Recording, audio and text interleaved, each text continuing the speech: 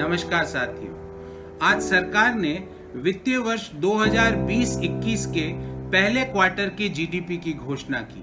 ध्यान रहे 1996 से जब से क्वार्टरली जीडीपी के घोषणा का आरंभ किया गया, जब से लेकर आज तक ये जीडीपी की सबसे बड़ी गिरावट है।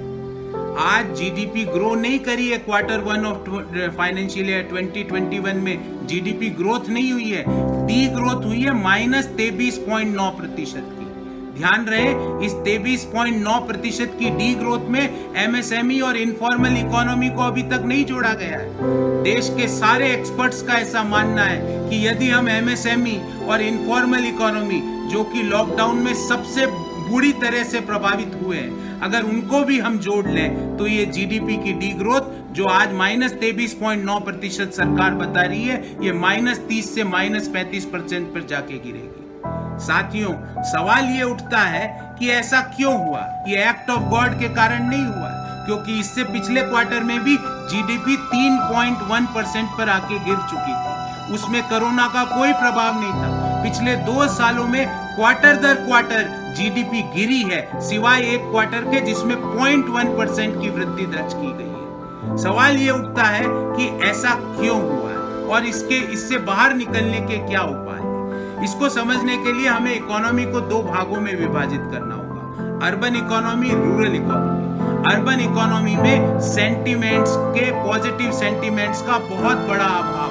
लोगों की नौकरियां जा रही है, सर्विस सेक्टर डीग्रो कर रहा है, लोगों की सैलरी में कटौती की जा रही है, वहां पे पॉजिटिव सेंटिमेंट्स का संचार करना पड़ेगा। और रूरल इकोनॉमी जो आज अर्बन इकोनॉमी से बेहतर कर रही है, क्योंकि जिस चीज का माननीय प्रधानमंत्री जी संसद में खड़े होकर मजाक उड़ाया करते थे, मनरेगा का, आज उसी के कारण rural economy marginally urban economy से बेटर कर रही है। तो अब इससे बाहर निकलने का क्या उपाय है? इससे बाहर निकलने के 4 उपाय हैं। नंबर 1, अर्बन इकोनॉमी में और सर्विस सेक्टर में पॉजिटिव सेंटिमेंट्स का सृजन करना पड़ेगा। इसके लिए सरकार के नुमाइंदों को मोर के साथ नहीं, सॉफ्टवेयर इंडस्ट्री के जो चैंपियंस हैं उनके साथ बैठक करनी पड़ेगी। उनको कॉन्फिडेंस में लेना पड़ेगा, कैसे नई जॉब्स का क्रिएशन होगा सर्विस सेक्टर में, इसका ब्लूप्रिंट देना होगा देश को। और जो जॉब लॉस हुआ है उन लोगों को डायरेक्ट कैश सपोर्ट करके एक पॉजिटिव कम्युनिकेशन देना पड़ेगा। दूसरा, रूरल इकोनॉमी में लॉन्ग टर्म सॉल्यूशंस आपको डिजाइन करने पड़ेंगे।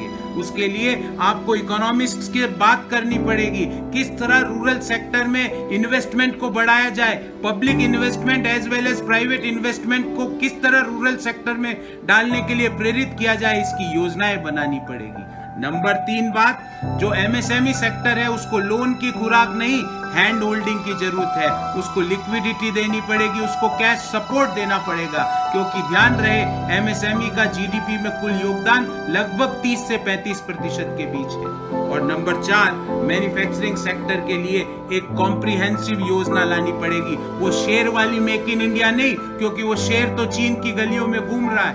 ऐसी योजना जिससे मैन्युफैक्चरर्स को कुछ इंसेंटिव मिले, उनको लेबर मुहैया करानी पड़ेगी। और लेबर मुहैया कराने के लिए जो माइग्रेंट्स गांव की ओर जा चुके हैं उनको वापस पॉजिटिव संचार देना पड़ेगा, उनके खातों में डायरेक्ट कैश ट्रांसफर करके उनमें एक पॉजिटिविटी भरनी पड़ेगी। जब भी कंजम्पशन बढ़ेगा, जब भी डिमांड बढ़ेगी और उस डिमांड के लिए सप्लाई बढ़ेगी।